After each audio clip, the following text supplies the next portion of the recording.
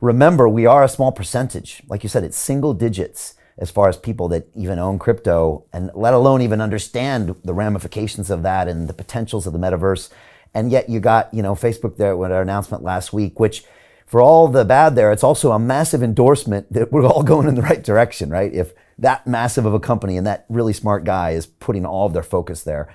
I had a guest on the other day that said Ethereum was the greatest thing that ever happened to Bitcoin.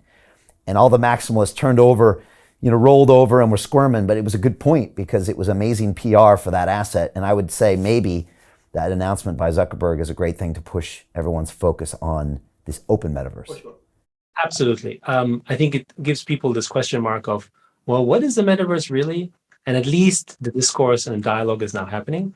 And I think the important thing now is to make noise and explain to people, what a metaverse really ought to be and why it shouldn't be centralized, for instance. And that's and people are talking about that. And I think the one thing that does serve us really is that as smart as a man as Zuckerberg is, and obviously as great an organization that Facebook has built, which is amazing, they have abused their trust, whether this was intentional or not. People don't trust Facebook. So I think most people will say, I'm not sure I want to live in a Facebook type of metaverse. And I think this is also the opportunity, because they have endorsed it, but they are not necessarily the face for it because people don't trust them. But that is where our work has to come in, and those of all of our friends, because we need to also demonstrate why our version is better, why we need to be there. And it's not a foregone conclusion, as you said, because by building open, we have to be more complicated. We got to deal with DeFi wallets, right? You got to deal with all these things that are decentralized, that are somewhat unfriendly. And you look at the Philippines with Axie, more people have crypto wallets than a credit card in rural Philippines.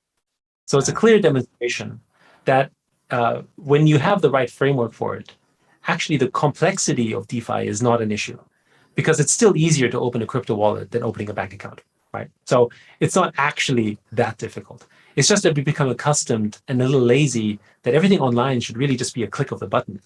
But that's a mistake, because that's like, saying, well, we take our democracy for granted. Let's not bother voting because it should be working all right.